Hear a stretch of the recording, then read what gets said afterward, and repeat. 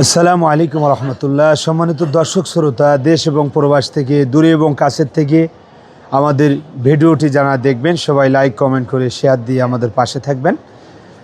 নাহমাদুহু ওয়া নুসাল্লি আলা রাসূলিহিল কারীম, আম্মা বাদ।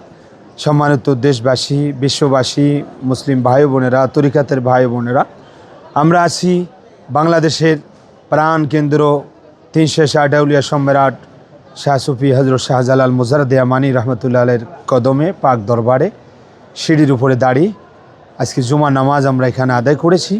নামাজ শেষে আমরা জিয়ারাতে সারা বিশ্বের মুসলমানের জন্য দোয়া করেছি এবং বিশেষ করে বাংলাদেশের জন্য দোয়া করেছি। বাংলাদেশ যেন ফ্যাসিবাদ মুক্ত থাকে, দুর্নীতি মুক্ত থাকে, জুলুম মুক্ত থাকে এবং এই দেশের জন্য আউলিয়া কেরাম যেমন নেতৃত্ব দিয়েছিলেন, গৌর গোবিন্দের বিরুদ্ধে হজরত শাহজালাল মুজাররদ ইয়ামানী যেরকম নেতৃত্ব দিয়েছিলেন, সেই নেতৃত্ব যেন আমরা আবার ছাত্রদের রক্তের উপরে দাঁড়িয়ে যে দেশ ফ্যাসিবাদ মুক্ত হয়েছে, আবার যেন আমরা এরকম সুন্দর স্বাধীন বাংলাদেশে আমরা এরকম শান্তি পাই, যেই দেশে কোনো মারামারি থাকবে না, কাটাকাটি থাকবে না, হিংসা থাকবে না, যেই দেশে কোনো দুর্নীতি থাকবে না, কোনো জুলুম থাকবে না, সুদ থাকবে না, ঘুষের লেনদেন থাকবে না, প্রতিটি চেয়ার থাকবে পবিত্র।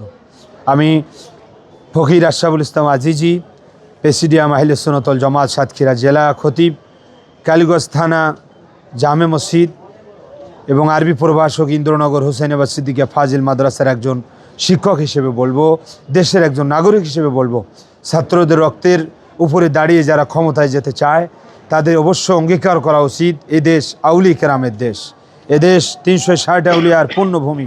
এই দেশে অলি বিরোধী কোনো ষড়যন্ত্র যেন না হয়, আল্লাহ রসুলের অসম্মানমূলক কোনো বক্তব্য যেন না হয়, এদিকে আমরা লক্ষ্য রেখেই আমরা সংসদে যেতে চাই, এমপি ভোট করতে চাই, তারা অন্তত আল্লাহর ভয়, নবীর প্রেম, অলি আল্লাহর আদর্শ নিয়েই যাওয়ার চেষ্টা করবেন। না হয়তো ফ্যাসিবাদের যে পরিণতি, সেই পরিণতি আপনাদের হতে পারে। সম্মানিত দেশবাসী, সূরা ইউনূসের ৬২ নম্বর আয়াত আল্লাহ সুবহানাহু ওয়া তাআলা বলেছেন, বিসমিল্লাহির রহমানির রহিম, আলা ইন্না আউলিয়া আল্লাহি লা খাউফুন আলাইহিম ওয়া লা হুম ইয়াহজানুন। সাবধান, নিশ্চয় আউলিয়া কেরাম, আল্লাহর ওলিরা, আল্লাহর বন্ধু, তাদের কোনো ভয় নেই, তারা চিন্তিত হবে না। সব তাফসীরকারগণ এই কথায় একমত, লা খাউফুন আলাইহিম ফিদ দুনিয়া ওয়া লা হুম ইয়াহজানুনা ফিল আখিরাহ। তারা দুনিয়ায় কোনো ভীত হবে না, তাদের কোনো ভয় থাকবে না, এবং আখিরাতে যেদিন মানুষ চিন্তিত থাকবে, নফসি নফসি করবে, আল্লাহর হাক্কানি ওলিরা সেদিন কোনো চিন্তা করবে না। তাদের সম্মান মর্যাদা আল্লাহ পাক অনেক উচ্চ মাকামে আসীন করবেন। সেজন্য আমরা অনেক ভুলের মধ্যে থাকি, ভুল বোঝানো হয়। মাজার অর্থ জিয়ারাত করার স্থান, মাজারে সেজদা দেওয়া হারাম, নিষেধ। এখানে সাইনবোর্ড দেখলাম, সম্পূর্ণ নিষেধ শব্দটি লেখা আছে। আমরা মাজার জিয়ারাত করব, এটি সুন্নাত। মাজার নিয়ে কেউ বাজে মন্তব্য করবে না। মসজিদ হচ্ছে সেজদা দেওয়ার স্থান, মাজার জিয়ারাত করার স্থান।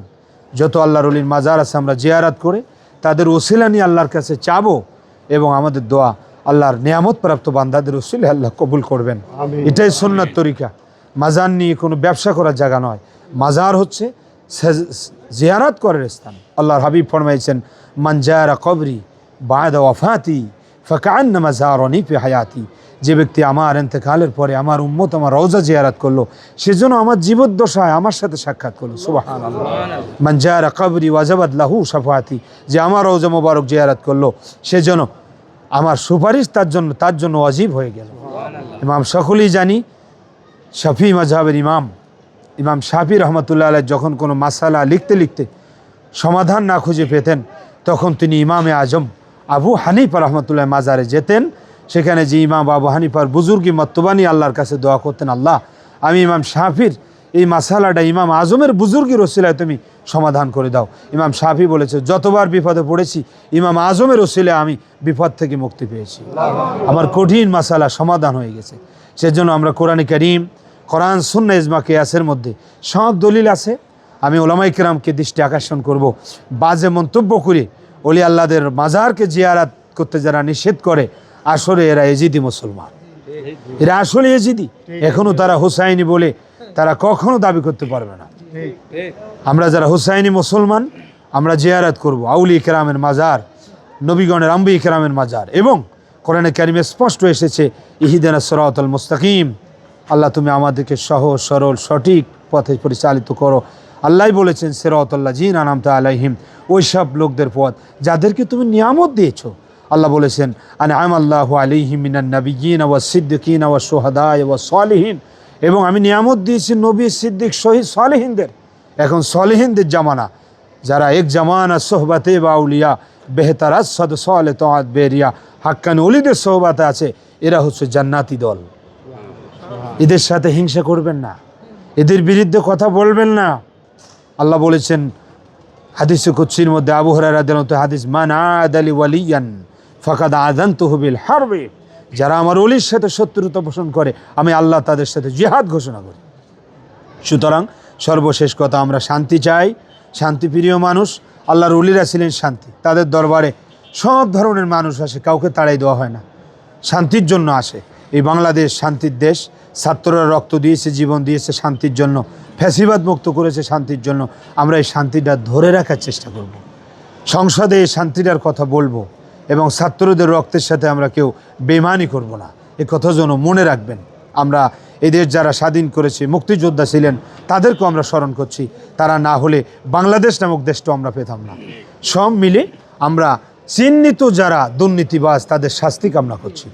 যারা ফ্যাসিবাদ এবং চিহ্নিত দুর্নীতিবাজ তারা বাদে সব জনগণ একসাথে এই দেশে কাজ করবে। যারা চিহ্নিত খাতা কলমে যারা এই দেশে মারিং কাটিং করেছে, দেশের টাকা নিয়ে বিদেশে পাচার করেছে, বিদেশে বাড়ি করেছে, বিদেশের ব্যাংকে জমা করেছে, তারা বাংলাদেশের শত্রু, এরাই প্রকৃতপক্ষে রাজাকার। যারা দেশের সম্পদ লুণ্ঠন করে না, এই দেশকে উন্নতিশীল উন্নয়নশীল দেশের জন্য বিদেশ থেকে টাকা এনে এই দেশে ব্যবসা বাণিজ্য করে দেশের উন্নয়ন চায়, এরা হচ্ছে দেশপ্রেমিক, এরা হচ্ছে আশেকে রাসূল, এরা হচ্ছে নবী প্রেমিক। তাদেরকে আমরা শ্রদ্ধা করব। সম্মানিত ভাইয়েরা, 360 আউলিয়ার এই পুণ্যভূমি শাহজালাল মুজাররদ ইয়ামানির কদমে আমাদের রুহানি দোয়া চেয়ে আজকের এই বক্তব্য, এবং আমাদের সাথে আছে আমাদের মিডিয়া ব্যক্তিত্ব সাতক্ষীরার থেকে আগত জনাব আবুল কালাম বিন আকবর। উনি দৈনিক ডেইলি পেজের সাংবাদিক। উনি কথাগুলো যেন বিশ্বের মানচিত্রে সব জায়গায় পৌঁছে দেয়, আমি অধমের কথাগুলো যেন বিফলে না যায়। আমরা এখানে অনেক ভাইরা আছি, আমরা সবাই অন্তর থেকে বলছি আমরা শান্তি চাই, আমরা শান্তি চাই।